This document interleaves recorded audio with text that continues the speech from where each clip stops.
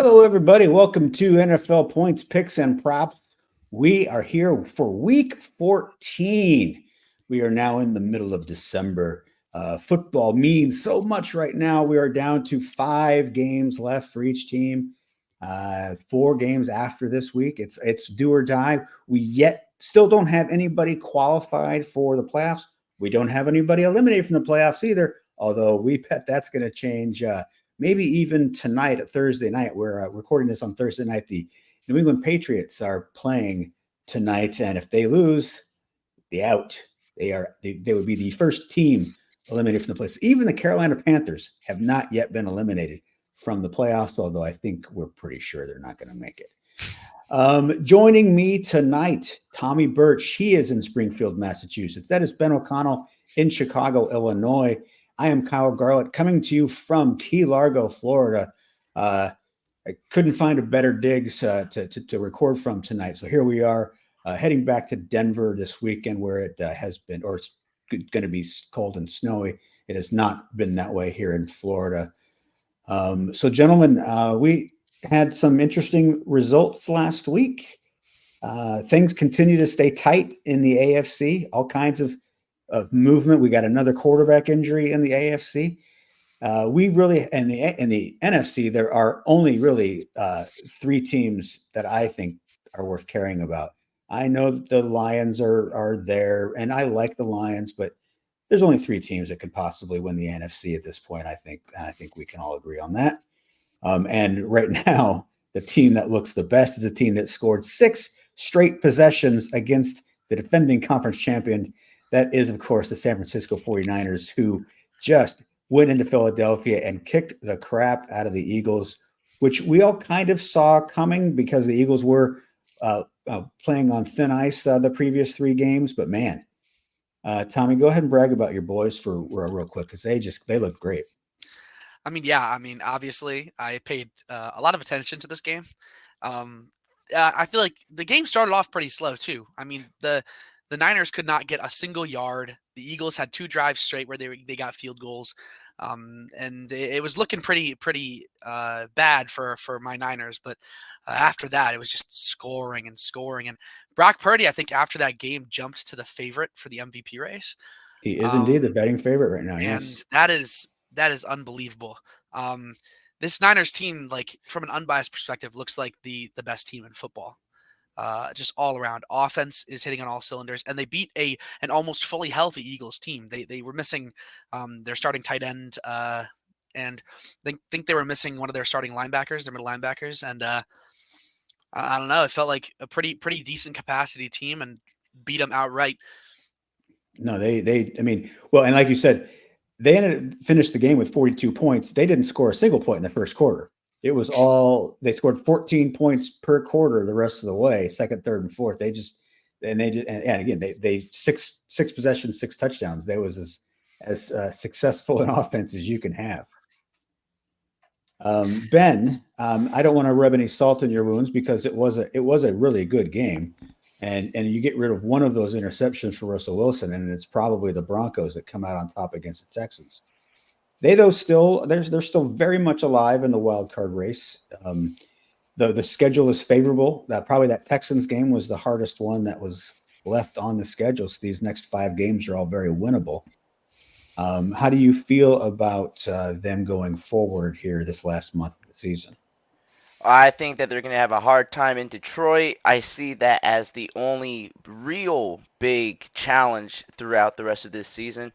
You go 4-1. The New York Times little thing, the percentage says 80%. I've been looking at it. I made it my phone wallpaper because it's the only thing keeping me going right now with how cold it is in Chicago, fellas. I need to remember the Broncos are playing meaningful football here in December, and isn't that just a blessing? I think that overall, though, what we really saw in that Denver game is something that we had been talking about on the podcast. Turnovers. That is not a renewable energy source for a football team. That's not something that you can rely on week after week. And the Broncos defense have been, to their credit, getting a ton of them for a nice stretch there. When they start losing that turnover battle, We saw what happened with the game. The offense is going to have to operate, scoring more points with less possessions as we move forward here. But as a Broncos fan, to be playing meaningful football in December after the start of the season that we had, this is great. And it was a great game. My heart was pumping. I can't even remember the last time my heart was pumping like that in December. Drew Lock wasn't doing that. Trevor Siemian wasn't making me feel that way. So yeah, it's great to be in the discussion and in the hunt right now. Well, they loved what they saw out of Trevor Siemian in New York. They immediately gave Zach Wilson his job back. Yeah, there's it's interesting when we look at the really at this point in the season, everybody's hurt, but not everybody's injured, and a lot of the teams that the Broncos are battling are injured. The Broncos are they haven't had those major injuries in recent weeks, whereas we just saw the Texans lose Tank Dell for the rest of the season, which is awful to see. He was having such a great rookie year.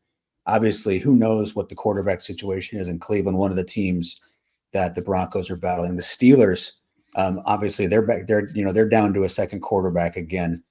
Maybe he should be the QB1. Who knows? But there's a lot of injuries right now, and it's all the teams that Denver is battling against. So it's really going to be a great final month of the season. Guys, you think that I was on vacation. I probably didn't put together a game. You would think incorrectly.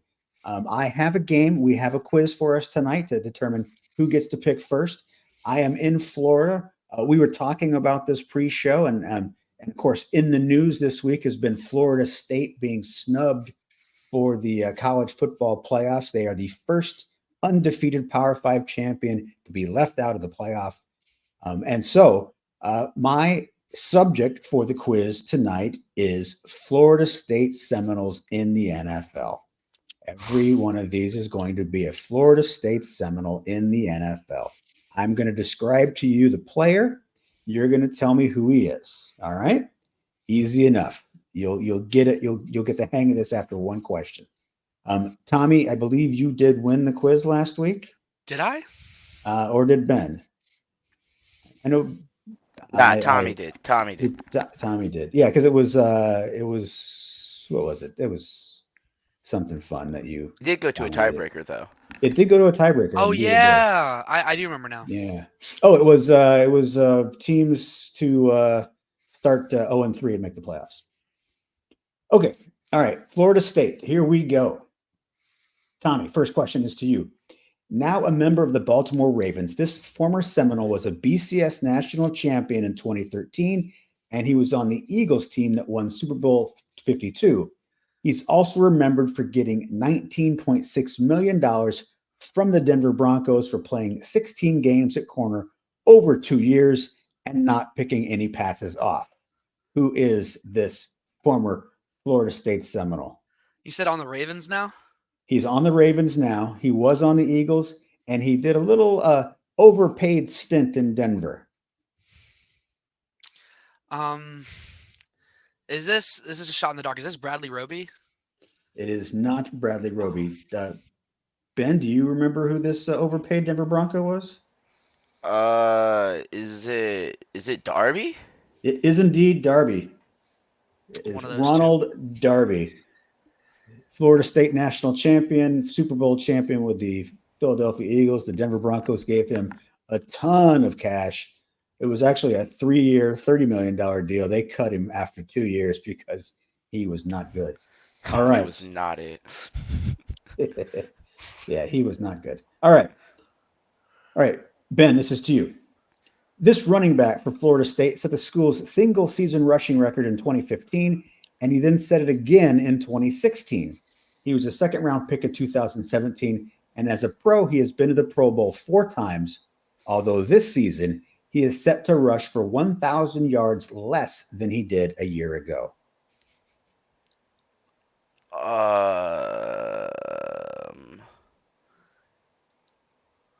Jeez. Good player last year, a nobody this year, 4-time Pro Bowler. Florida Is State it? all-time. This is another shot in the dark. Is it Swift? It is not DeAndre Swift. DeAndre Swift, I believe, went to Georgia. Tommy, do you have any idea who this gentleman is? 4-time Pro Bowler. 4-time Pro Bowler, going to have 1,000 yards less rushing this year than he did last year. The only Florida State player that I can think of that plays running back that's in the NFL is Cam Akers. It is not Cam Akers. It is Dalvin Cook. That makes Dalvin sense. Cook. He is not going to have quite the year this year that he did last year. Yeah, it makes a lot of sense. Tommy, this is to you. This safety was a 2-time All-ACC selection at Florida State. He was 17th overall in the 2018 draft, and he has twice been a first-team All-Pro since then. In 2022, he signed a contract that made him the highest-paid safety in NFL history. Is this Derwin James? It is indeed Derwin James. Derwin James is the correct I knew answer. that one. I don't even know college ball. 2-time All-ACC at Florida State, and he is twice a first-team All-Pro. All right, Ben, this is to you. From Fort Lauderdale, this former Seminole was All-ACC in 2018, and in the 2019 draft, he was the 8th or the 16th overall pick and the 5th pass rusher off the board. Last season, he had a career-high 12.5 sacks and was the subject of many trade rumors, but ultimately he was not moved. 16th overall pick in 2019, 12.5 sacks last year. There was talk he was going to get traded. Did not happen.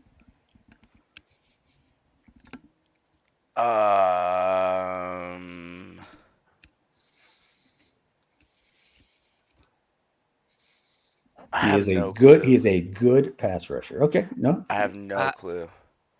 Tommy, shot in the dark here. Brian Burns. It is indeed Brian Burns. Yes, Brian Burns. 12.5 sacks last year for the Carolina Panthers. They were talked they were going to move him. They did not, and it's a good thing they held on to him because now they've got a lot to play for. All right, moving on. This is to you, Tommy.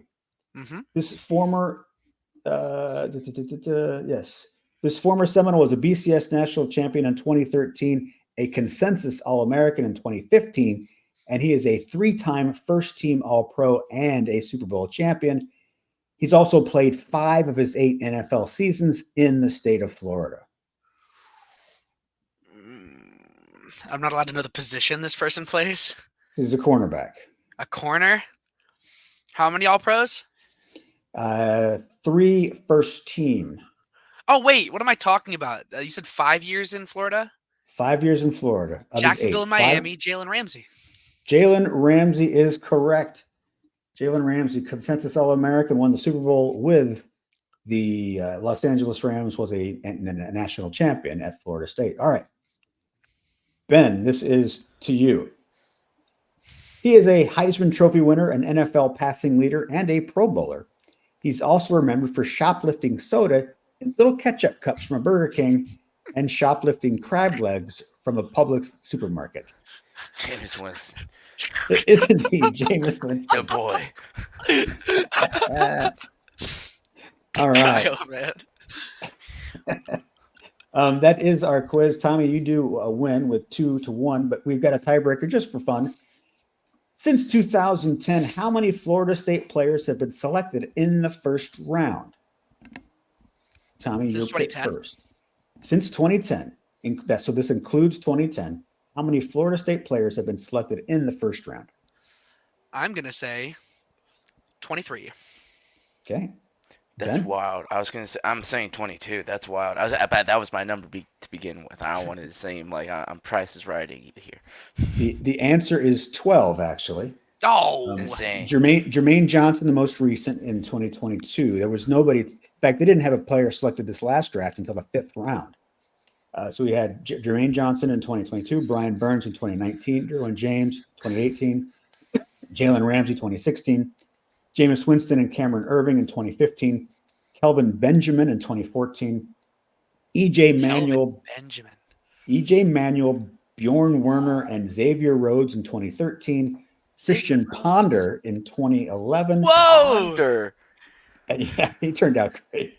And Yo. Patrick Robinson in 2010. That is the 12. All Jeez. right. Whole That's lot of wild. nobodies. A lot of Wow. nobodies. All right. So, Tommy, that means that you're going to give us our picks first. You are also going to get to choose your favorite, your top dog, and your easy money lines first. And we are going to begin with you. We're going to move you into a big square. There you go. And we are going to start with, speaking of Jalen Ramsey's Rams and Ronald Darby's Ravens, it's the Rams at the Ravens. Firstly, I'd like to apologize. None of those guys are nobodies. They got drafted into the NFL, which is a bigger accomplishment than anything that I've ever achieved. So, Christian Ponder, you're a goat. Um, now, talking about football, that is being played and not people that are watching it from their couch. The Baltimore Ravens are playing the Rams at home. The Rams had a very good game last week, which is offensively, which is a bit of an inconsistency for them because they have shown in previous weeks that they are not necessarily the best when it comes to offensive consistency and passing the ball without throwing a pick or having a consistent the only thing they've really had is a consistent rushing game with Kyron Williams. But now they're going into Ravens territory at home. I don't think the Rams stand a chance. They played against a battered Browns team that couldn't find consistency at quarterback, and Joe Flacco did what he could with what he had.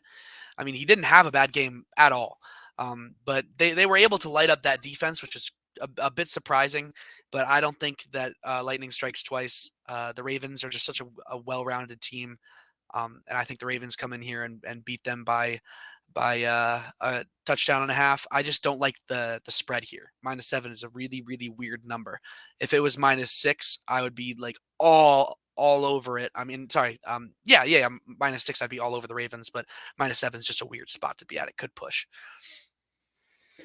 Yeah, I mean, I like the way the Rams have been playing recently. Certainly, Kyron Williams is great. Puka Nacua had another big game last week. The Browns are beat up, but their defense still is pretty good, and they got worked over by the Rams. This is though, that was at home. This is now back in Baltimore, in the weather, in the elements that the Rams aren't used to. The Ravens have had a week off now. So, Baltimore goes on their bye. They're the top seed. They come off their bye. They're the 2 seed. So they want to get back into the winning ways. I think that they win this game. I actually just went and picked up Odell Beckham in my fantasy league because I think that there's going to be a pretty good game out of this Baltimore offense. I think there's going to be enough points to go around. I think that they're coming off the bye. They only scored 20 points their game beforehand, but I suspect that the Ravens get up into the 30s. And I think because of that, they do cover this spread. I just don't think that the Rams can keep up with them. I like the Rams as a potential playoff team. They're playing pretty good football. They're just running into a much better team right now. Agreed. I must also add quickly that I did start Joe Flacco in fantasy last week, as you guys beckoned me to do, and I did win my game, and he had 16 points. So just wanted to throw that out there. Okay. Hey man, good for hey. Over Brock Purdy and CJ Stroud. Hey man, he didn't win. Ask him if he cares how about his fantasy. Anyway, no. I like the Rams team. I think that they're fun. They're like a dying battery. When you take it out of your Game Boy and you rub it in your hands and you stick it back in, and once in a while you get a little bit more life out of the sucker. You know what I'm talking about? Unfortunately, that's just not consistent, and I don't think that the Rams have so much potential. I think that Puka, give him a couple more years. He's gonna be so fun to watch continually. I don't think it's a one-off thing, but yeah, like Kyle said, I think that the Ravens are just a better team. I like him to win by 7 easily. Also, as Kyle is learning here, the time difference that sucks. Ooh. So with having to go to Baltimore, facing a nasty home crowd and some bitter cold, I like the Ravens here. No, I'm on the East Coast right now. We're recording this at 7:30 at night, and it feels like it's like 3 days from now. It's 7:30 on a Thursday, and it could be Sunday because it's that late for me. I don't know what's going on. Why are we still awake? Why football? Man, watching football and at 11 o'clock at night? No, thank you. What's wrong with that? Why even do that? All right, never mind. Yeah, but the Rams going east not gonna be good. They're gonna be yawning in the first quarter. All right. Moving on to the Green Bay Packers, who are playing really good football. They have won. They've beaten two first place teams in a row. They beat the Lions and they beat the Chiefs, and now they get the opposite of a first place team in the New York Giants. Yeah, I mean, this is a very easy game to mess up because you get a couple big wins in a row and you get comfortable. And the Giants haven't been playing terrible football either. I mean, with the situation that they're in, I mean, they're 2 wins in a row, obviously against not great teams, but I mean, if we're being honest, Tommy DeVito doesn't look too bad. You watch him play, and I'm not going to say I'm on the Tommy DeVito train, but I like the hype, the energy that he brings. It feels like there's actually somebody with a personality at quarterback. Because when you put Daniel Jones back there, and he looks like a scared toddler, and then you put Tyrod Taylor back there, and you don't think he's smiled once in his life, it's like you don't know what's happening. But like this guy, he's giving people like a reason to enjoy watching the Giants. But the Packers are just a lot better than the Commanders and the Patriots. At least they've played like it the last couple of weeks. Jordan Love started strong, middle of the season, started really slowing down. He's coming back, looking like a really good quarterback, looking like he's maybe the right decision for this Packers team. I like what they're doing over there in Green Bay. Going to MetLife, which isn't really much of a home crowd, anyways, and take down the Giants. I'm all for it. I think the -6.5 will hit. This is what I wish the Ravens line was like, but because the Packers have it, I have to pick it. They should win by a touchdown. No, Tommy DeVito, if he was a Falcon or if he was an Eagle, you know that Mark Wahlberg would be buying the rights to the Tommy DeVito story, and they'd be making that movie right now. There is something that feels good about him. He just feels like this schmo who shouldn't be good at football, and yet some reason he's really good at football. Yeah, we're going to temper things because it's been a couple of weeks, but we've seen plenty of guys shine for 2 weeks in a row, and then all of a sudden hit a wall and show that they're just not that good. And it's the Giants. There's nothing good around him, so everything is set up for him to fail. The Packers are playing really good football. They have lost Christian Watson for a couple of weeks now with his hamstring. He was really coming into his own, had a really nice game against Kansas City. That's going to be a loss for them, but it's not going to matter against the Giants. Maybe down the road, if Watson is still struggling with that hammy, then maybe there's going to be an issue, but not this week. They'll win this game by a touchdown. We're not really the media doesn't really talk about the Packers as much right now because they don't got a guy named Rodgers or Favre in the backfield, and that's very shocking to a lot of football fans. Okay, it's kind of jarring, but this Packers team isn't too bad. They're sniffing the playoffs, and after that upset over the Chiefs, they, as well as the state of Wisconsin, thinks that they have a good shot at making it. And you know what? I do too. If they keep playing at this high level, they're playing good competitive football. Love doesn't look like complete garbage. I don't think that he's great by any means right now, but give him some more time, give him some more experience. I think that he could turn out to be a fine young man in green. Okay, that's what I think. I'm not going to say anything about Tommy DeVito because I'm not trying to get whacked by the mob or anything. But I think he's fun. I think it's a fun team and just a bad situation, like you guys have said. It's just hard for the Giants. Either you're at the top of the world or you're just a trash heap, aren't you? I don't know what's up with you guys. I'm sorry, but I'm gonna go with the Packers here, -6.5. Yeah, you say anything bad about Tommy DeVito, and you're going to end up right next to Jimmy Hoffa in that concrete tomb in the Meadowlands that he's in. So yeah, be careful what you say. All right.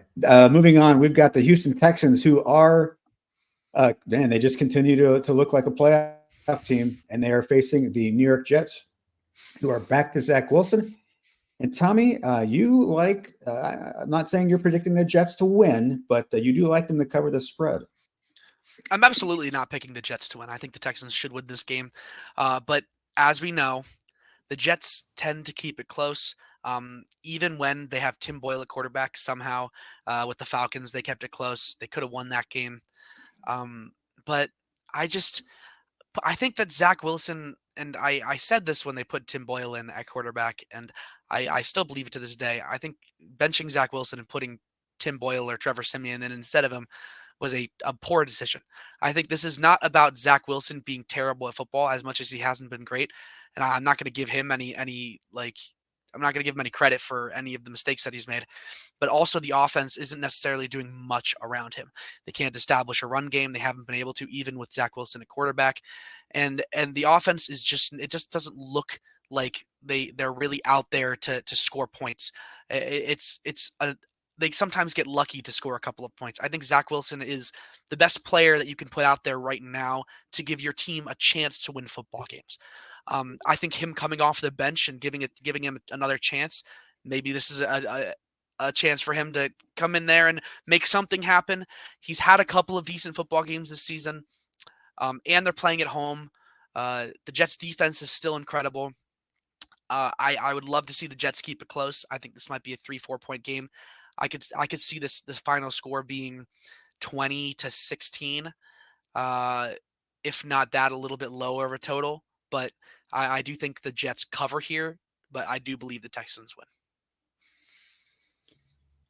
Well, just going back, obviously the Jets, they only lost by 4 to the Raiders.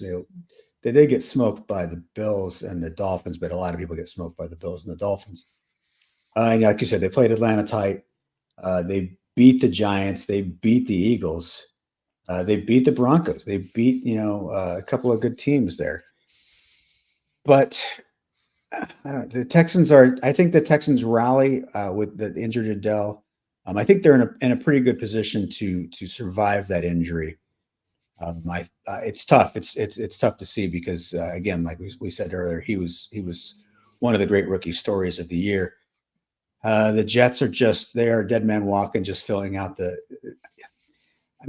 yes, this could all of a sudden we could get a late score and it becomes a 3-point game. I think the Texans are 8 or 9 points better than the Jets. Whether or not they are on Sunday is a whole different story. I'm probably not excited to play this game at this particular point spread. If it was, a couple points more towards the Texans, I would be all over it. But yeah, I don't hate your pick as much as I want to, because I want to pick against the Jets every week. I can't hate it because it's a sound reasoning that you've given us there. So.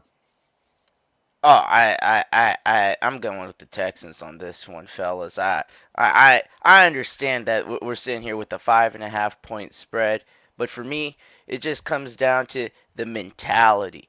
How does this defense how does this team even want to play football? How can you even want to put on that green jersey and go out and play when the whole time you were sitting there complaining to your coach? We're like, dude, we got to get this Zach Wilson guy out of here, man. This guy sucks. This guy sucks. And then he leaves. You're like, thank God. And then there's this guy named Tim. What? You know what I'm saying? And Tim ain't shit either, as it turns out. And now we're bringing back Zach? Okay? Now, I understand what Tommy said about getting drafted into the NFL, and that makes you very good at whatever. But Zach Wilson, really? Really, you're going to get hyped again to go out there and play with that? I just think it is so demoralizing for a very stellar Jets defense. Don't get me wrong. This Jets defense, if they were playing on with a competitive offense, I think would play lights out, every single play. I just think that this is a Houston Texans team. They're young, they're hungry. They see the postseason right. It's right in front of them. They know that they control their own destiny from here. I just think that the Texans go out there with a fire under their ass. Go win big. Yeah, like Kyle said, they could give up a score late. I just don't think that they will, or if they do, I think they're up by like 10 at that point. I think it's at a safe margin. I'm gonna go with the Texans here to cover a 5.5. Well, I think what we really see in the contrast of these teams is their coach. They both have the same pedigree. They both come from being defensive coordinators under Kyle Shanahan. Robert Saleh, though, is all over the map. He doesn't seem to have any direction, doesn't really have any clue what he's doing with his quarterback. He's, 1 minute he's in, he's out. We know that Zach Wilson is not going to be the Jets quarterback next year, yet we're now committing to him for the rest of the season. Why? You owe nothing to him. He's not good. Whereas then you've got DeMeco Ryans, who has just had steady leadership all season long. He's taken a really, a 3-win team from last year, a bad team, turn them into a contender, turn them into a franchise that we can all believe in after this was a franchise that was a joke. And it's the contrast between these two coaches is really, it couldn't be more different, even though they do have the exact same pedigree that led them to the head coaching world. So I'm obviously a big DeMeco Ryans fan now, and how can you not be? Whereas I think Robert Saleh may be, he may be out of a job at the end of this year because there's no reason to think that. I mean, this team's not gotten any better underneath them, and Achilles injury aside, there's a lot to dislike about this team. There's a lot of dysfunction on this team that has nothing to do with an injured quarterback. All right. The game of the year. It is the Denver Broncos at the Los Angeles Chargers. AFC West hatred boiling over. The Broncos playing for a playoff spot, wanting to put a stake in the heart of the Chargers. And Tommy, you believe it's going to happen? I do. I think the Broncos win this game outright. I think last week, it was unfortunate, but they're playing very, very competitive football. The fact that they stayed within a touchdown with a Texans team that we were just praising, just like giving, because there's not really much negative things you can say about the Texans team, even though they lost their number one receiver. We're still giving them all that praise for good reason. They're a very well organized and well constructed team. And this Broncos team, even while throwing 3 interceptions, kept it very close. This Broncos team is very good. And one thing I will say is that the Chargers are not going to get 3 interceptions on the Broncos. They don't have the defense for that. And one thing, probably the biggest concern with this Broncos team is their rushing attack on offense. They're not great at running the ball, and that's just the plain and simple of it. Javonte Williams is all right, but you don't hear his name very much right now, and it's not because he's underrated. It's because he's mediocre, or at least he's playing like it right now. This is the game where he can get some yards on the ground, give the air attack a little bit more space. Russell Wilson has the most opportunity to have a great game against this Chargers team, especially with a playoff spot in the midst and in a divisional rivalry. There's not a better stage for the Broncos to win this game. The Chargers, they have looked like a bad football team. I understand they have played good competition. They played Lions. They played a pretty good Packers team that we've seen so far. They played a very good Ravens team. They just beat the Patriots 6-0. You're supposed to have an elite quarterback on your roster, and you're scoring 6 points against the Patriots. The amount of times they had the ball on offense and they weren't able to score with it is just ridiculous. This Chargers team is a major disappointment, not just from this year, but the entirety of Staley's reign. I think that the Broncos they don't have a better opportunity to take a playoff spot. They don't have a better opportunity to really just stamp their name into the NFL right now. I think I think they could win this game by a touchdown or more. I think the fact that they're underdogs is unbelievable, especially with how well they've been playing recently. And one bad game against the Texans, you're gonna count that. You're gonna make them underdogs against the Chargers. I don't get it. All the fans in LA are Rams fans anyways. There's no Chargers fans there. It's not going to be a home crowd. I have to pick the Broncos to win here. And I think this is easily top dog territory or money line territory. Well, did you see how many Broncos fans were there in Houston for that game? There were quite a lot that made that trip. There's going to be even more at SoFi. It's going to feel like a Rocky Mountain West out there for this game. Yeah, I mean, Brandon Staley, I think it's pretty obvious that he should have been fired at the end of last year, and he will be fired at the end of this year.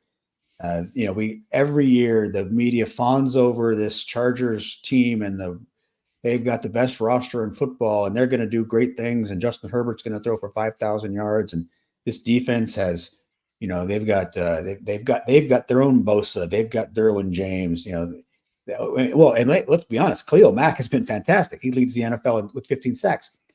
How are you this bad and you have Khalil Mack playing like he did 8 years ago? That makes no sense to me. It's that I'm slowing down on the whole the Broncos are going to win by a lot thing. I do think that we saw some limitations on Russell Wilson. I do think that if given the opportunity, Sean Payton is going to make a change at quarterback for next year. But the task at hand is beating the Los Angeles Chargers, and you don't really have to do that. The Chargers will beat themselves. They scored 2 field goals against the Patriots last week. 2 field goals. That's it. They're just not a good football team, and they'll win. The Broncos will win because the Chargers are not worthy of winning.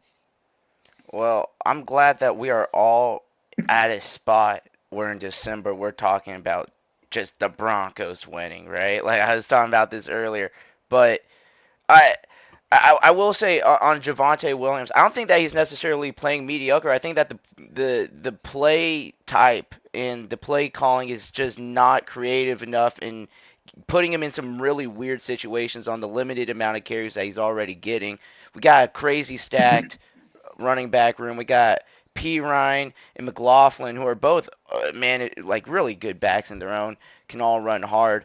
Javonte Williams, I do think that we just need to find a way to mix the run in a little bit more and stop trying to make Russell Wilson be the man. That was the big mistake we saw last year. And once again, when you start putting that pressure on him this year, what happened in that Texans game? He throws 3 interceptions, right? So, and I understand that one of them you can kind of debate if it wasn't really his fault pressure wise. It was just the end of the game, right? Still shows up Um, on paper. exactly. But I think that the Broncos are in a really really solid spot. I hope for God, I hope Marianne Doe's at this game because I would love to see her face. Just watching Cortland Sutton catch some insane touchdown pass that shouldn't be humanly possible. Uh, I yeah, this Chargers team is just a damn shame, isn't it? Like just every time it feels like every time we come here, it just feels like we're given the funeral of Justin Herbert, like his career's gone to shitter because eh, Staley's just an idiot. He's incompetent. It's horrible. I don't understand why the Broncos are underdogs. I think that they should be favorites. I'm not out here thinking it's going to be a big win. I think it may be 5 points if we're lucky, but I definitely do think that the Broncos get it done. I agree with you guys to hammer this underdog. All right. The Detroit Lions at the Chicago Bears. And the last time these two teams played, Justin Fields ran for over 100 yards, and it took a miracle by the Lions in the last 4 minutes of the game to win this one. What happens here in the rematch in Chicago? I think that in Chicago, the Lions have a little bit less trouble, which is a little bit weird to say. Um, Especially since you let up 100 yards on the ground to Justin Fields, and even through the air, Justin Fields had a respectable game. But you look at a Broncos team last week, and you see that they won the game, right? They won the game 12-10, but they only won the game by 2 points when their opponent threw for 4 interceptions. And as much as I don't want to like harp on that just singular statistic, and it's what you see on paper, right? When you get 4 turnovers and you win the turnover battle by as much as the Bears did, and you only win the game 12-10 with that good of field position, it's a disappointment of a football game. I think that the the Lions, I think that they have had turnover struggles, but it's nowhere near as bad as we saw from the Vikings. And even if they have turnover struggles like that, the Vikings have proven, I mean, not the Vikings, sorry, the Bears have proven that they can't take advantage of it. Um, as much as, if the spread was a little larger, I think that the Lions have been playing games they shouldn't be playing close, a little too close. Again, I think I mentioned this before. The Lions remind me a little bit of last year's Vikings team and how they're winning games, but they're a little bit too close for comfort. I think that the Bears team makes it close, but I think the Lions win by 4 or 5. Yeah, I'm content with the Lions as the pick here. The Bears have been playing better football for sure. They're what do they got? 4 wins now. They're not a bad football team at times. And when Fields and DJ Moore are hooking up, they're quite good. But I think the Lions have solved some of their issues. Jared Goff has stopped turning the ball over in bunches, and that makes all the difference for Detroit. I do still feel like though that we are watching the last month of good Detroit Lions football, and that they're going to be a quick exit in the playoffs, which makes me a little sad because I would love to see the Lions go for a deep run. I just don't think that they have the defense to slow down the other top 3 teams in the conference. So yeah, but getting rid of the Bears is easy enough task. One thing that I will say though is that if we know if we think we know Dan Campbell the way that we think we know Dan Campbell, he will address these issues in the offseason. There are a lot of coaches that can't hold themselves accountable and make the correct changes. I think that if any coach is going to go out and try and fix up that defense and fix those turnover problems, I think Dan Campbell's the guy to do it. I could be misled in that, but I really do believe that next season some of these issues will at least be attempted to be addressed, whether it be successful or not, because Dan Campbell loves to win football games. It's not political to him. It's football. Guys, I was shocked to find out that the Army-Navy game is actually this weekend. I thought it was 2 Mondays ago when the Vikings and the Bears played. I was completely shook to find out that this game is actually happening in 2 days from while we're recording. It blew my mind. I don't know how you're supposed to beat the Lions if you can't score a touchdown. Okay? Say a lot about this Lions team, but they can put the ball into the end zone. And if we know anything about this Bears team, they like putting the foot in football. You know what I'm saying? They like to kick. They love it. They're European, okay? It's crazy. I don't know. I'm going with the Lions here by 4 or 5 scores, maybe? Is that what you're saying? Or 4 or 5 points? I don't know. Either way, I like the Lions in this one. Go Snoil. Every time he says that, it's the game gets closer. He's worrying me. I feel like I should have picked the Bears now. All right, Tommy, thank you very much. We're going to move Ben over to the big box, and we are going to start with Ben's first game, and it is I cannot read with my sunglasses on.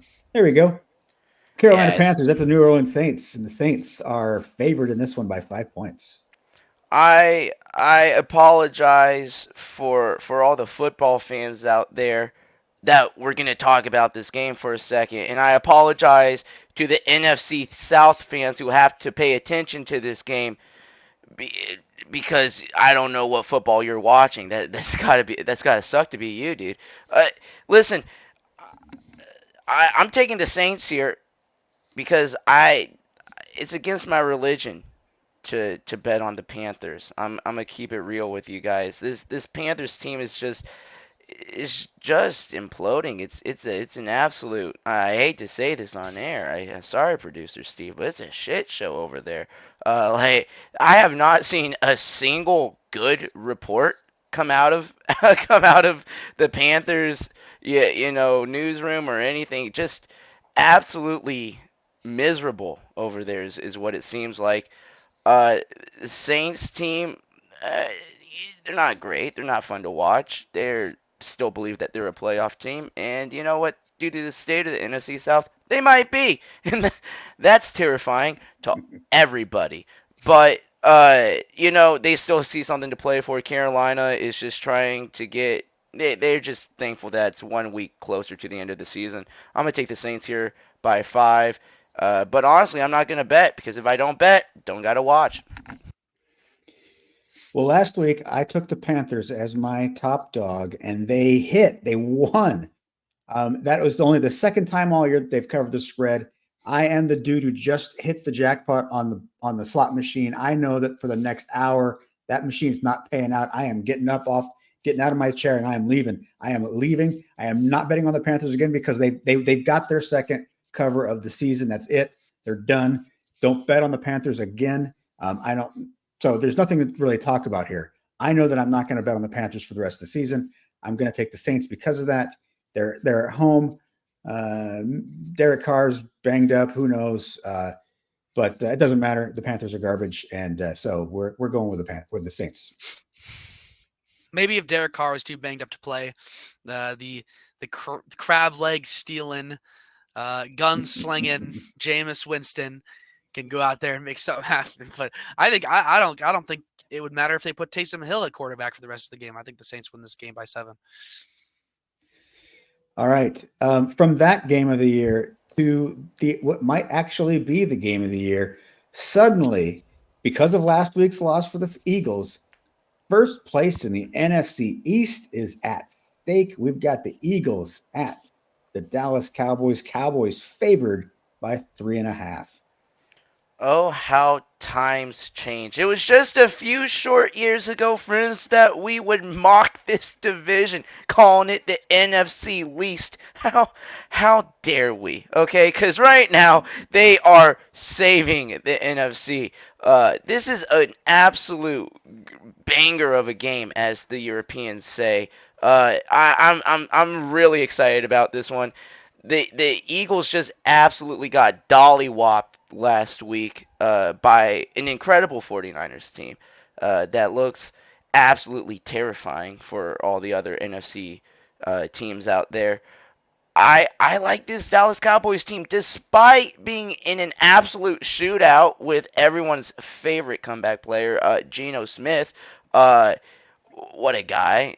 I think that the Cowboys really at home divisional game, so much to play for. The division could possibly be on the line here.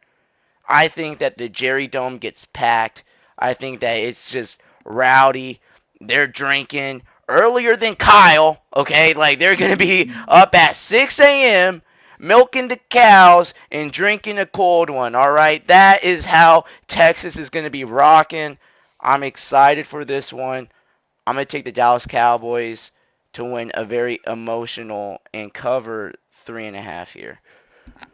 Well, like you said, I'm excited to watch this game, and thankfully, I'm going to be back in Colorado where this game will kick off at a reasonable 6:20 p.m. versus that 8:20 p.m. garbage that puts me up at midnight where I don't want to be. So I'm excited about that. I'm also excited to take the Cowboys because the last 5 times these two teams have played in Dallas, the Cowboys have won. The Cowboys, as good as this series is at home, the Cowboys defend their turf. They will defend it again because that offense right now is playing great. Dak Prescott looks fantastic. CeeDee Lamb looks fantastic. Even Jake Ferguson looking pretty good. He had that touchdown catch he had was pretty spectacular last week against Seattle. I like this team. I like the Eagles are going to be fine. The Eagles still may end up winning the division because we still got 4 more games after this. But I like the Cowboys in this one, and I do like them to cover. I think that they win this game 34-28. Yeah, I mean, one thing that we can say for certain is that neither of these teams can beat the Niners. Yeah, but besides the point, stay on target. I'm locking in, guys. The Dallas Cowboys should win this game. I think it's going to be a very fun game. I think it's going to be a lot more fun to watch than the Niners-Eagles game, just because these two guys are in division, and it's going to be a lot more competitive. The last time they played, it was very close.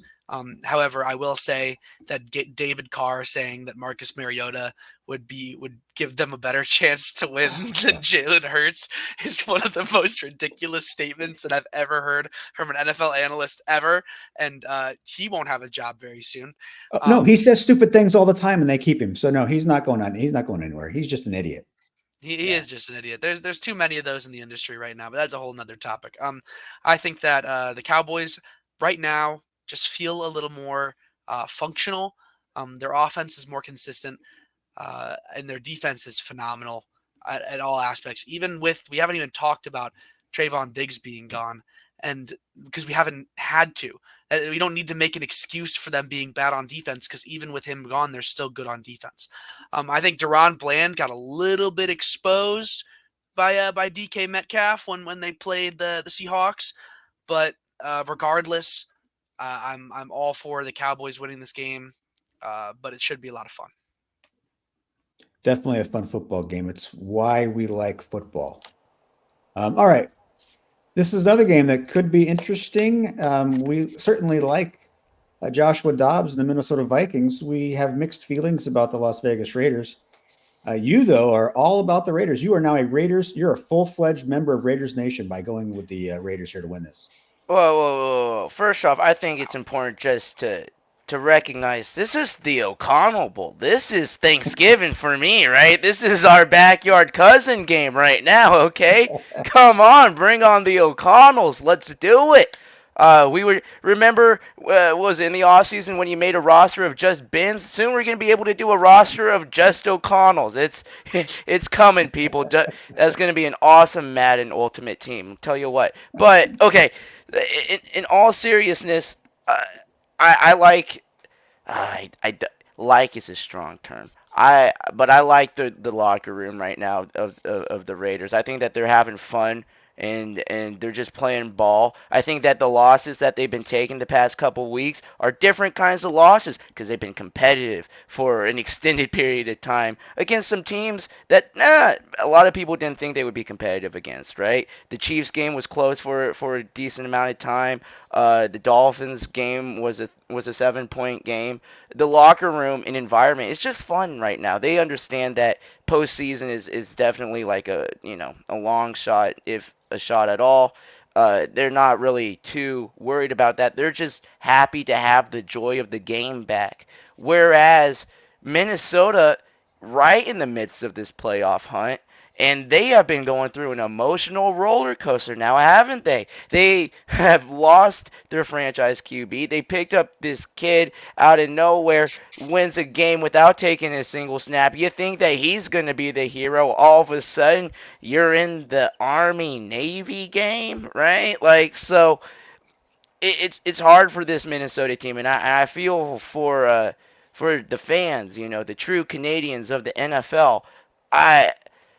I got to go with the Raiders, though. I think that they win this game. I think that they see it as a winnable game. I think that they just want to go out there, have some fun, make some money in the future, put on some good tape, and just kick back and have a good time and then smoke a cigar, right? I like the Raiders in here, but I'm rooting for the Vikings, right?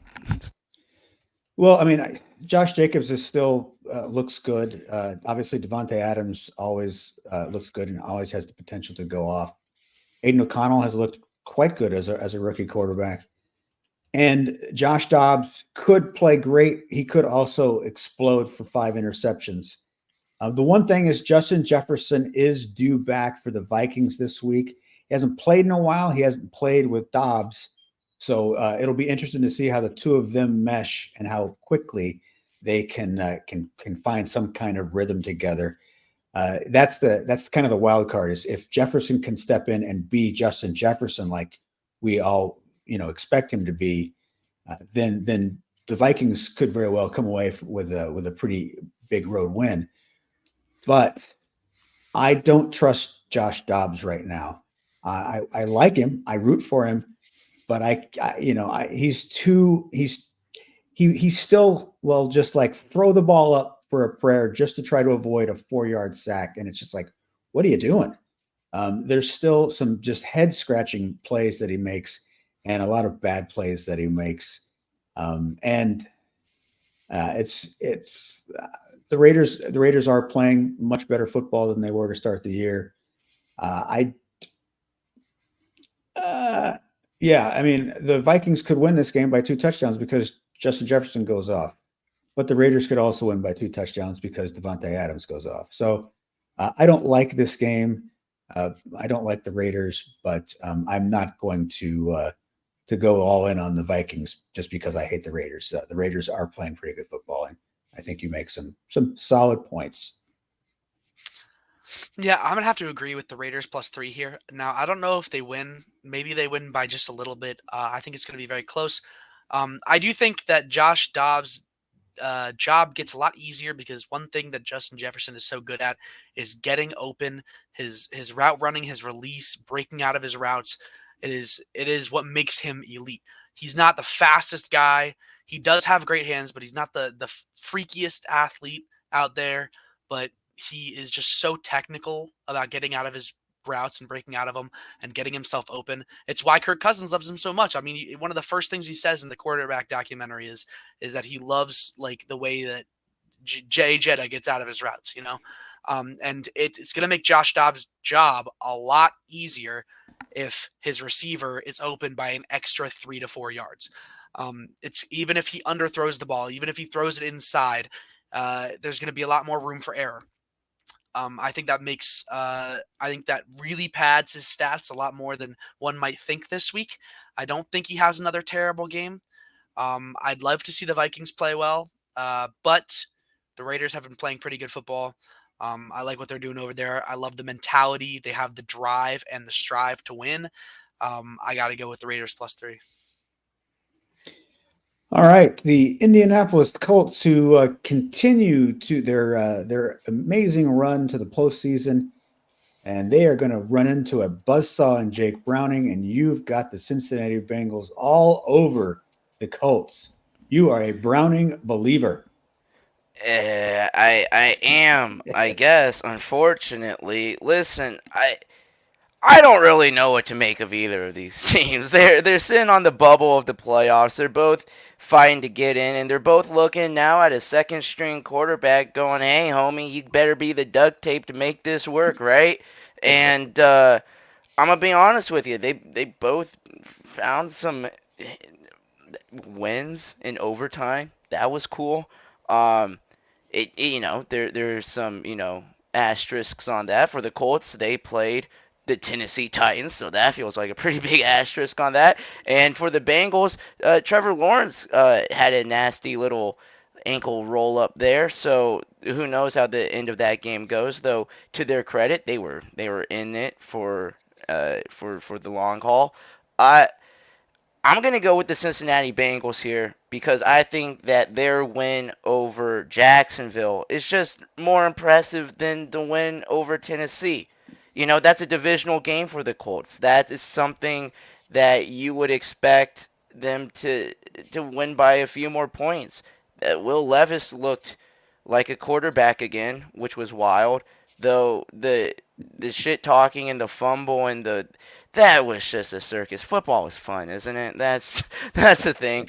Uh, but I like the Bengals here. I like Browning enough. I thought that he was serviceable. He found Jamar Chase, which that's always helpful. The true question is going to be, is he able to find someone else this next week? I think that he probably will. That's kind of how that wide receiver room works. Someone will pop off one week, and then the next week someone else pops off. It's not uncommon for the Cincinnati wide receiver room to do that. They got plenty of dudes to pop off, so it's okay to kind of let it roll that way. My prop is in this game. Uh, because I'm such a Browning fan, I'm going to take over 231 and a half passing yards here. Three for 300 something last week against Jacksonville. He only threw for one touchdown. I'd be wary of the touchdown props. If anything, you might be tempted to hit that under 1.5. I just don't know if he's going to see the opportunities in the end zone, or they're just going to be content with marching it and then punching it in with Mixon or something. But he looked like he could complete the ball, and Indy is a team that he can do it against, I think. I like Cincinnati to win and for this little prop here. Yeah, I mean, last week the Colts had two different wide receivers go over 100 yards, in Pittman and Alec Pierce. But we know that that's not really their MO. They're not going to be doing that and winning a lot of football games. They really need to run the ball and control the ball. The Bengals, though, even with Burrow on the sideline, like you said, you get the ball to Jamar Chase, good things happen. You get the ball to T. Higgins, good things happen. You get the ball to Tyler Boyd, good things happen. The Bengals have a lot of ways to make good things happen, even with an inexperienced quarterback. They're at home. I keep wanting to think that the Colts are eventually going to come back down to earth. That they can't continue to this smoke and mirrors wins each week. I think this is probably one of those weeks where they do come back down to earth on the road in Cincinnati. Bengals fans feel a little bit of life. Their entire season was gone the moment that Burrow grasped his hand. Last week they got a little bit of that hope back, and I think they're going to ride this hope for at least a couple more weeks. Yeah, I mean, this one's tough for me because I really liked what I saw out of Browning, even against the Steelers. And last week, I mean, when you complete what was it, like almost 87% of his passes, that is an impressive feat that not many can accomplish. Even if it's just a fluke, it still shows that like they have something that can help win them football games. They have a serviceable backup quarterback, and I think that he got as you said, he got the ball to Chase. Good things happen. However, I really love this Colts team, and we keep saying like it can't keep happening. They can't keep winning, but they do keep winning, and if they win against the Bengals this week, I think the smoke and mirrors will no longer be smoke and mirrors. I think we're going to have to respect the Colts as a legitimate like contender for a playoff spot. Like not just they could win a wild card game. That is if they beat the Bengals here. They are favorites for a reason. However, I do think the Bengals are very underrated right now. They still have a pretty well put together team, and I got to pick the Bengals. All right, Ben. The end all be all of division matchups. First place on the line. The Atlanta Falcons currently in first place. They are being chased, however, by he's a Heisman Trophy winner. He's Baker Mayfield. He was a number 1 overall pick. Surely he's got the pedigree to beat these Falcons. Well, first off, shout out to the randomizer giving me all the NFC South action. I just really appreciate that. It makes my job watching and looking up film and looking at stats super fun. It really helps me enjoy the sport more, I have found. No, in all seriousness, this is interesting. This is interesting because it does have some real implications here on who gets to lose in the wild card round. This is going to be fun from the NFC South. The Atlanta Falcons currently sit at the top where they 6-6. Tampa's right behind them, 5-7. A game here and they could be slipping into first place. And I wish this is the second meeting between the two teams. Atlanta, they won the first game by a field goal in Tampa. I wish I had some great logical reasoning to tell you why I'm going with the Tampa Bay Buccaneers at plus 2.5. It just feels like I got a little tingle, a little spider sense thing going that's just telling me Baker Mayfield's is gonna pop off this week. I don't know why. It just seems like the type of game where Baker Mayfield would show up because he does it from time to time, right? And you never really know when. I have a sinking suspicion this is it. I wish I could tell you why. I have no clue. This is literally just my gut telling me we're going Tampa. I know this is the pro analysis that you guys tune in for, and I'm doing such a great job of breaking this one down. Give me shake and bake Mayfield. I just like him this game. I don't know. I think I know why. The Heisman House is going to welcome a new resident this weekend. On Saturday, a new member will be added to the Heisman House, and I think everybody in that house is going to have a terrific weekend. Baker, the one who's actively playing, he's going to be out there kicking some ass to welcome in the new kid. I think that's the reason right there. I think that he's going to have a new roommate on Saturday, and on Sunday he's going to kick some butt. Oh man, he's just excited for all the new commercials he's going to get to shoot. Let's be honest. Yeah, exactly. See, like my issue here is that again, like this is something I kind of harp on every week, and it's about like consistency versus inconsistency. The Buccaneers are not inconsistent. They're not good. They're just not inconsistent. We know what we're getting from them week in and week out, and it's not incredible football. They kind of give you the same mid performances every time you watch them play. Like you watch the Buccaneers play, you know Mike Evans is going to have a pretty good game. Baker Mayfield is going to look all right. Their defense isn't going to hold up that well. Rashad White is going to run for 30 yards and have 2.5 yards per carry. But the Falcons are the most inconsistent team in football. You don't know if they're going to give Bijan Robinson 25 touches or 6 touches.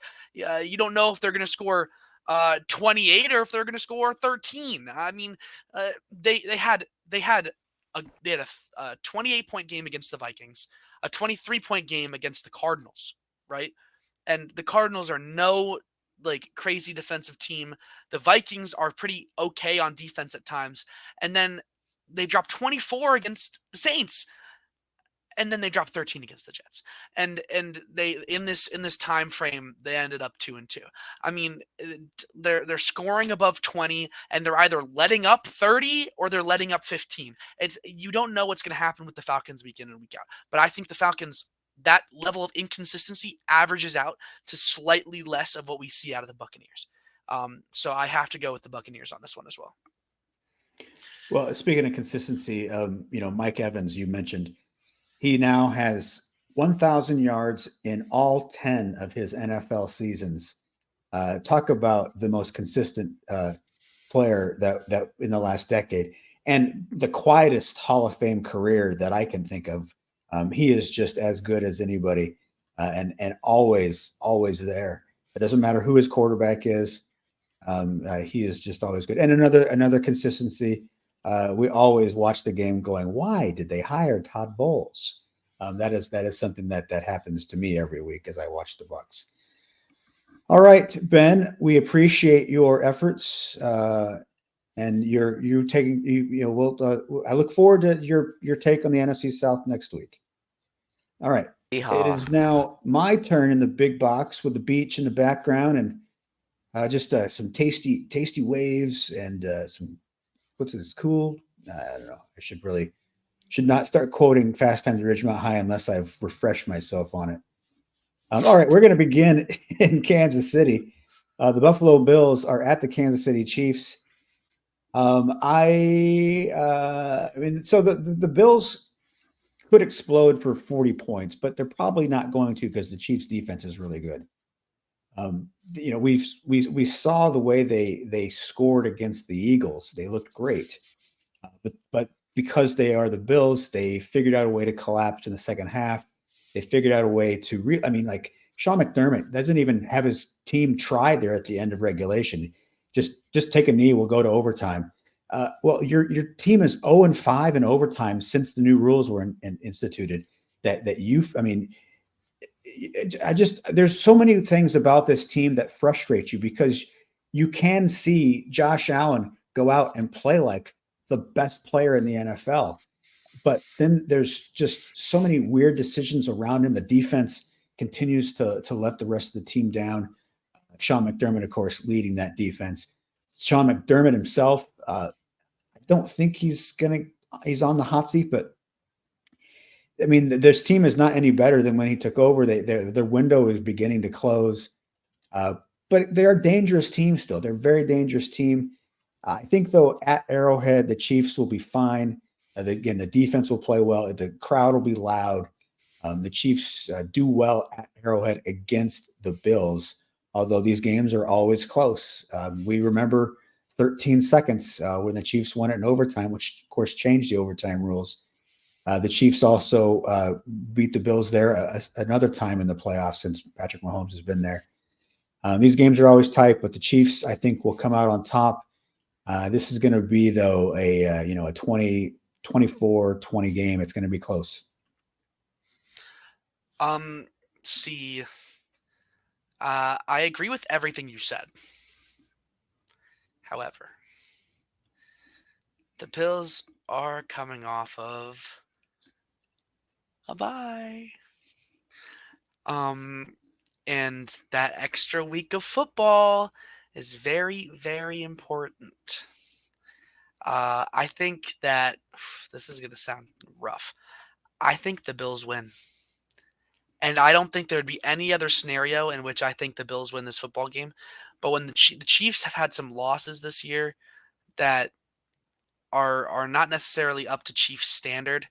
And I'm not saying the Chiefs You are mean not. like when a guy gets mugged at the 3-yard line and there's no foul thrown? Is that, do you Yeah, mean but that? That's not like the Chiefs standard? even if there's bad officiating, there's bad officiating in every game, and there's not much like That was about the worst call I've seen in 5 years.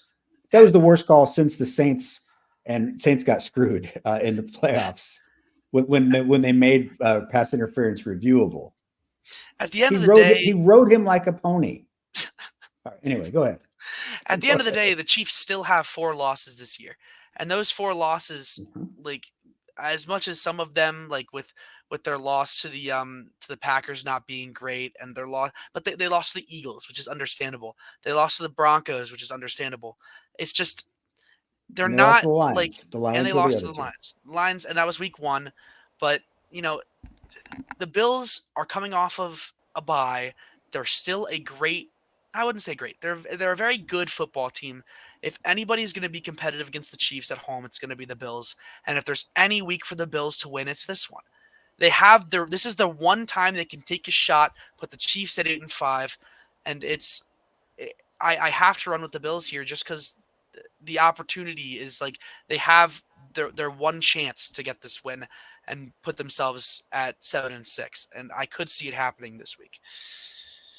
Oh my goodness, that nuclear waste mess in Orchard Park has got to be radiating to you, Tommy, Oh over in my Connecticut. goodness. There's two. What are we talking? The Chiefs having some not up to Chiefs standards losses? Let's talk about the Bills. They lost to the Patriots this year. Are we not going to talk about that?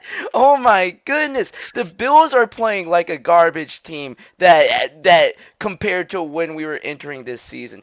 Coming into this season, the Bills were going to continue this streak of dominance in the AFC. Mind you, they've yet to really make a Super Bowl appearance since what, the freaking 70s, 90s? I don't know. It's before I was born. Why should I care? You know what I'm saying? I get it. The Bills they're a flashy team at times. They have some bursts, but they don't have the longevity that the Kansas City pre-dynasty we're in right now has. Like, yes, they've had some losses that you're like, whoa, the Chiefs are that's not like the Chiefs, but they're also still playing at a level where you're like they're contenders. I've seen multiple games from the Bills, even games that they win, like against Tampa. Like a month ago, the game against Cincy wasn't pretty either for them. I there, They there's just beat the Giants 14-9. yeah, there's just moments with this Bills team where you're just like, this isn't even a playoff contender. You are genuinely just shocked at the turnaround from where this team was to where they are now. I feel completely sorry for all the Buffalo fans out there that really thought that they were going to make a run of it. But Kansas City is still a contender. Arrowhead's going to be crazy because they understand that you don't have home field advantage right now, and that's scary to Kansas City.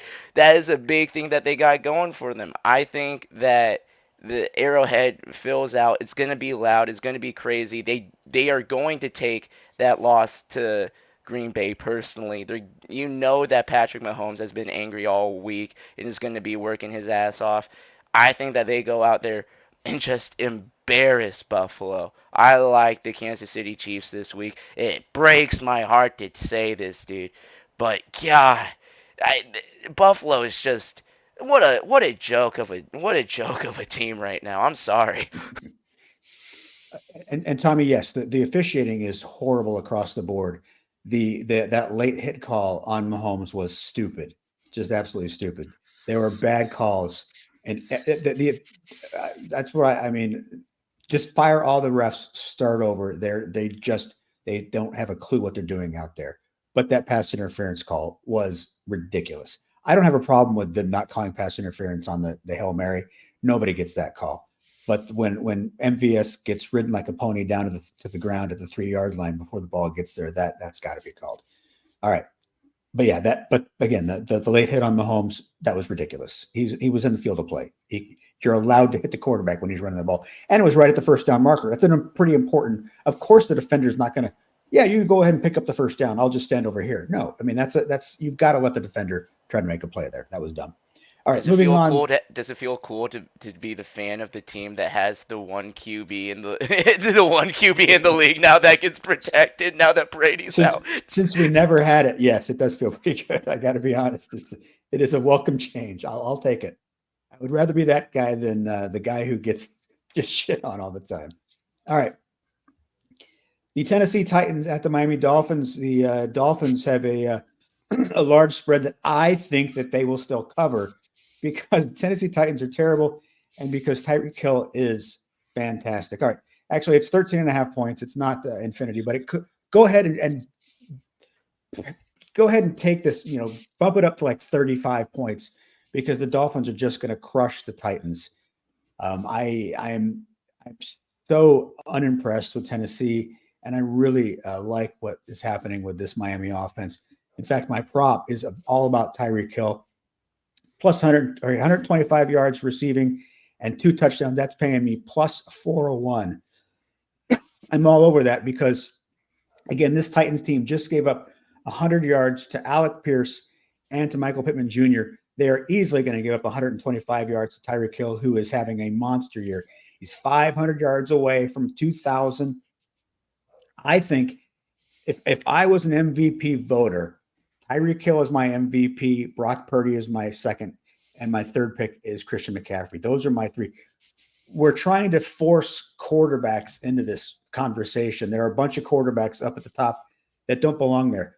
There's one guy right now who every week makes us go stop and go, wow, holy cow, did you see that? That's Tyreek Hill. He has been fantastic. Break the quarterback logjam, give it to a wide receiver. Again, but Brock Purdy right there, and then Christian McCaffrey. Those are my 3, but give it to Tyreek Hill, and Tyreek Hill is going to have an MVP-like performance this week against Tennessee because Tennessee's terrible. 125 yards, 2 touchdowns. That's quadrupling your money. So mortgage your house, buy 4 houses afterwards. Thank me later.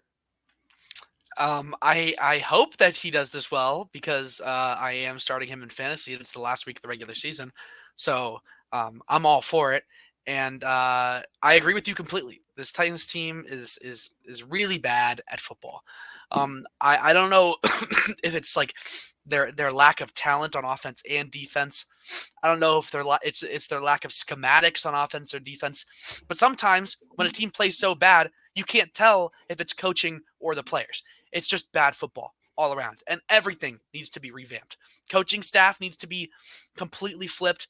All the players need to be traded, and not all of the players, obviously, but they need to do a lot of change in this organization, even if it comes from a GM perspective, because this is horrendous. I think that the Miami Dolphins are one of the best constructed offensive teams in the NFL right now. The way they play their offense and their schematics and how they use their offensive talent is what makes them such a good football team. They're going to leave the Titans in the dust, and Tyreek Hill is going to cement his place as a top 3, if not number 1 MVP candidate this coming week. I saw the minus infinity, and I was like, it's nice to know that Kyle's living La Vida Loca down there this past week. Glad he's getting that Ricky Martin in there. Listen, Tyreek Hill, what a character, right? I understand his arch nemesis may be a character from Fortnite named Peely, who's a walking, talking banana. That may be his arch nemesis, but you know what? He's one hell of a football player. Don't let his fear of the bananas freaking bring you down, MVP voters, because god damn it, he's one of the most valuable players in football. Now, of course, my personal ballot right now would have CMC first, but that's just because he's on my personal fantasy team right now. But god, Tyreek Hill, he's a baller. That is what you call a bad man. And who cares if he's bad at Fortnite? He entertains the masses. I love Miami by minus 13.5. Kyle, do you understand the reference? I know what Fortnite is, but I don't have any idea who Peely is. We'll I show don't you. know. We'll show you after the Kyle, show. we have to show you, Okay. dude. It's so funny. All right. Is it similar to Pong? Because I played Pong a lot when I was It's close. It's close. cool. Just like it. All right. So we don't know if Trevor Lawrence is going to play. They haven't ruled him out. They're not ruling him in. But a lot of doctors think it's a high ankle sprain. It's probably not good for him to play, especially when he's going against Myles Garrett, where he could re-injure himself, and they need him more for the playoffs. So that would be C.J. Beathard if Lawrence can't go to play. Of course, the Browns, who knows what's happening at their quarterback position? They're all banged up. I'm going to go with the Browns here just because they're at home. I think I trust their defense more than the Jags. I trust their running game. I really like Jerome Ford, and I mean, I think that the Jaguars will probably not play Trevor Lawrence because I don't think they should. I think making sure he's healthy at the end of the season is far more important than this particular game here. They're going to win that division, so I don't think they need to take the chance of it. They got the sweep at the Texans, so they don't have to worry about the tiebreaker there. So I'm going to go with the Browns, although I don't feel great about it because I don't feel great about the Browns. They didn't look good last week. They didn't look good in Denver. There's a lot of reasons to doubt the Browns right now, but just because of the injury and because of the way the Jaguars looked against the Bengals, I'm going to go Cleveland. Honestly, if you told us this game was happening at the beginning of the year, I think all of us would think that this would be like a really good competitive football game. But it just doesn't seem that fun. Like the star power is off. Like it's just we've seen like a downward trend a little bit. CJ Beathard, if he starts a quarterback, nothing spectacular is going to happen. Trust me, I know. I'm a 49ers fan. But I have to go with your pick here with Cleveland because they have at least proven that they can win without their star players. But I don't think I would put my money on this game. Yeah, I'm not going to put any money on the game until at least I know who the starting quarterback for the Jags is. Unfortunately, we're recording this ahead of time. Um, I I'm concerned. I'm concerned that they're gonna put the boy with beautiful locks out there just to get beat up again. I really am. He is back at practice, limited, but is practicing running around on it, and he's hopeful to play. I think that is a terrible mistake. That is a terrible mistake. No, he hasn't been the instant success that a lot of football fans were hoping for, but he still is, in a lot of ways, a face for the Jacksonville Jaguars, and I think will be for a long time. You don't want to risk an RG3 like situation on such a young talent, especially one with so much hype, right? Because of the amount of hype that he came into the league, he's going to have a longer leash in a longer time to fail in the league, just because his brand is already so it's worth a lot currently. So my big plead to Jacksonville, and just let him take it easy. Tell him because he's too young, right? We saw this with Justin Herbert too. He's too young to know you should be sitting out right now. This 1 week is not a life defining game. Just chill out. You got backups for a reason. He's been in the room all year for a reason. Let him go, sling the rock every now and then. Your record is fine. It's okay. Take a deep breath. But he's a young quarterback. Don't ask him if he's willing to play because he will say yes. Be the adult in the room. Sit him down and be like, you're not playing this week. I'm going to go with the Browns if I have to pick currently, but I'm going to wait until I see quarterbacks. All right, our final game is the San Francisco 49ers hosting the Seattle Seahawks. A win by the 49ers here, and they eliminate the Seahawks from the NFC West. That, though, is probably the only clinching scenario that we're going to see this week in terms of the NFC. But, of course, the 49ers have put themselves in really good position with their win. They have the tiebreaker now over whichever the two teams ends up winning the NFC East, which is the only division that's going to actually challenge them if they can get into the 1 seed spot. So they are in pretty good shape, considering that this is a team that lost 3 games in a row in the middle of the season. I don't think I've never felt this good about a team that had a 3-game losing streak. They look like the best team in football. They have so many different ways they can beat you. They just, I mean, they can swarm on defense. They can make turnovers. They can harass the quarterback. And obviously there's half a dozen guys who can score multiple touchdowns in a game. They showed that last week against a really good Eagles team. They will rout the Seahawks here. The Seahawks offense had a pretty good game against the Cowboys, one of their best in quite a while. But I don't see them repeating that again. I don't think that this game is nearly as competitive as what we saw in Dallas. I think the 49ers win this game by 14 to 17 points. I mean, the Cowboys came out of that game with a win. And, I mean, if you saw what the Niners did to the Cowboys the last time they played, if that's any indication of the skill gap between this team and the Seahawks, it doesn't matter if it's not a divisional race. Whoever's closest to them in the divisional race, it doesn't matter. The Seahawks are a pretty good football team, whereas the San Francisco 49ers are an elite football team all around. DK Metcalf isn't going to have 3 touchdown games every week, especially not against a team like the 49ers that is going to get pressure on Geno Smith within 2.5 seconds every play. He's not going to have time to make decisions. I hope that it's competitive because I love good divisional rivalries. And absolutely, I'm going to be watching this game because I actually do like watching the Seahawks play.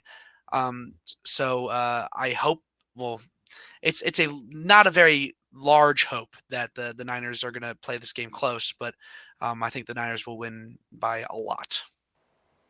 I think the San Francisco 49ers are a bunch of posers. I think that they're horrible at football.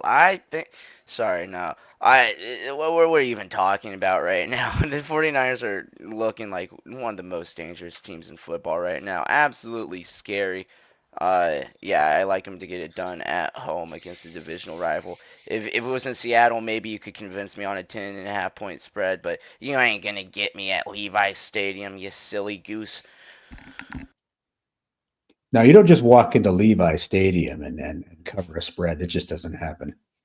Now, this team is fantastic. They really are great, and they're fun to watch. If you like well-executed football, 49ers are your team.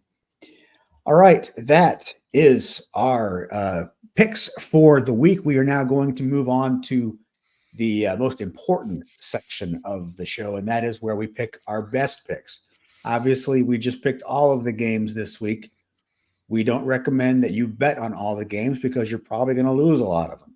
So these are the best games. We have our favorite, our top dog, our easy money line. And Tommy, because you know the most about Florida State alum, you are going to go first. Let's just recap.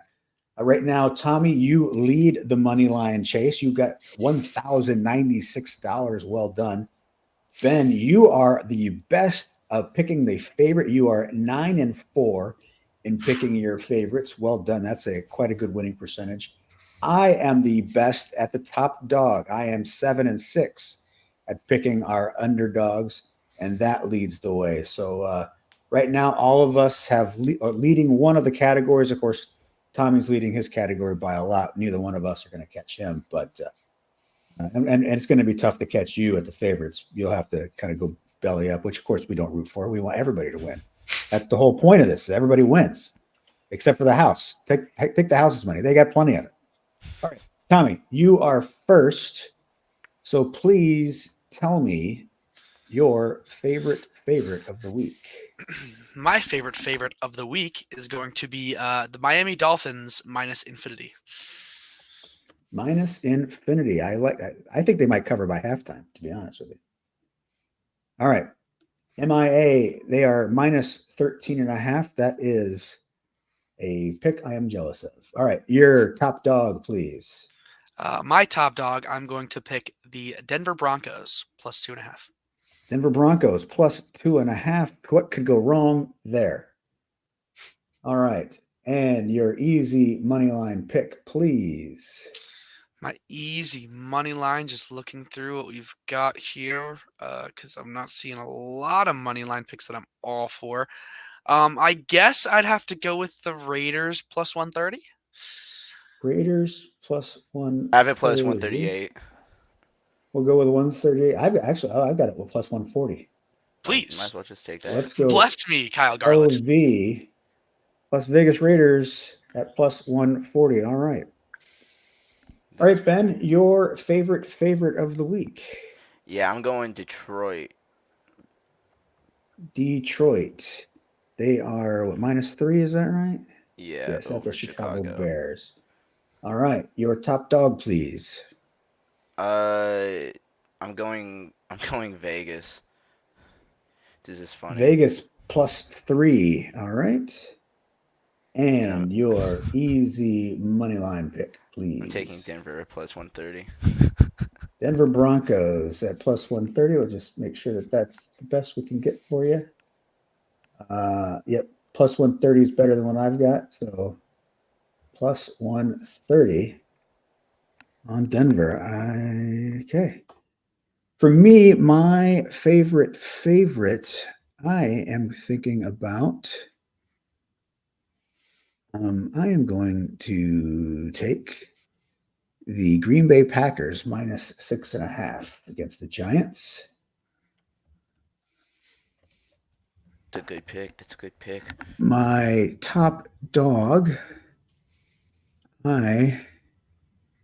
do I want to go with as a top dog? I am going to take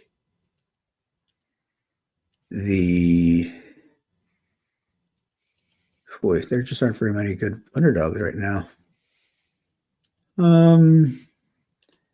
I guess I'll go with the New York Jets getting 5.5, although I hate that pick. There just aren't very many underdogs that I'm excited about. Okay, and my easy money line bet of the week, I am going to take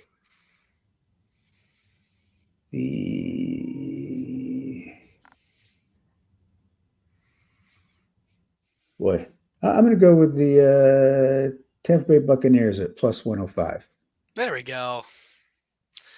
Let me see if I have anything better for you. Tampa Bay. You said plus 105? Plus 105 is what I see. I have it I have plus that too. 110. Oh, 110? All right. We got it. All right. To recap here. So Tommy's favorite is the Miami Dolphins. They're giving 13.5 points to the Tennessee Titans. His top dog is the Denver Broncos. They are getting 2.5 points at the Los Angeles Chargers. Easy money line, Las Vegas Raiders over the Minnesota Vikings. They are paying plus 140. For Ben, his favorite is the Detroit Lions. They are giving 3 points to the Chicago Bears. His top dog, the Las Vegas Raiders, they are getting 3 points against the Minnesota Vikings. And he is going with the Denver Broncos to win at SoFi. They are paying plus 130. I am going with the Green Bay Packers as my favorite. They're giving 7 or 6.5 points to the New York Giants. My top dog, the New York Jets, getting 5.5 points. And the Tampa Bay Buccaneers are my easy money line pick. They are paying plus 110 against the Atlanta Falcons. And that is our show. That is week 14 in the books. Gentlemen, appreciate you as always joining us. For you at home, thank you very much. This is the best football betting podcast / YouTube show that there is. If you're listening to us on a podcast, you can always watch us on YouTube. We've got fun graphics. Our producer Steve works really hard on those graphics every week. So and you can tune in. We've got we'll play a video here shortly. We have all kinds of fun visuals. Kyle, and if don't forget, you get to see all three of our beautiful, handsome faces you week get in to and see, week out. We are always on camera, looking our best. We are freshly showered and fully coiffed as we sit down in front of the cameras, and you get to enjoy that along with the best betting show in the NFL. So, on behalf of Tommy Burch in Springfield, Massachusetts, he's Ben O'Connell in Chicago, Illinois. I'm Kyle Garlett, currently in the Florida Keys. As we do every week, we leave you with a little bit of NFL. Tonight, we're going to leave you with the San Francisco 49ers. Eric Armstead was mic'd up. We've got the battle of the trenches between the 49ers and the Eagles, a bird's eye view on the field, and with Armstead wearing a microphone. It's good stuff, and that is how we're going to end it. Thank you very much. We shall see you again next week. Go hammer the Army Navy under. Yeah.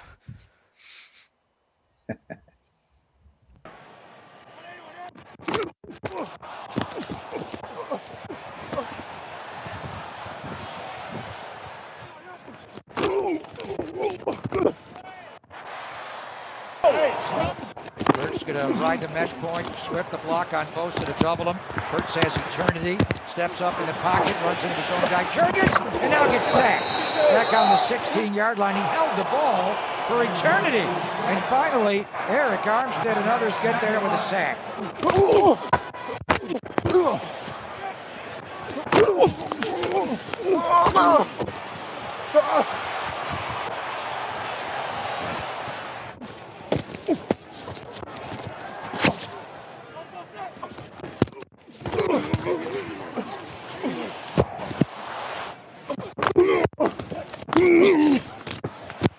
It is 3rd and 9 now. Philly on the 49 or 27-yard line. Hurt steps away from the rush, gets spun around. Hopefully we'll see you guys again. Respect, bro. Best of luck the rest of the way. Yeah, you too, bro. What's up, bro? What up, bro? Good to see you. Yeah, good to see you too, bro. How's the fam? Everybody's good. Good. Yeah. Good. You got your little one yet? Yeah, girl dad. Woo! How's it been, bro? It's awesome.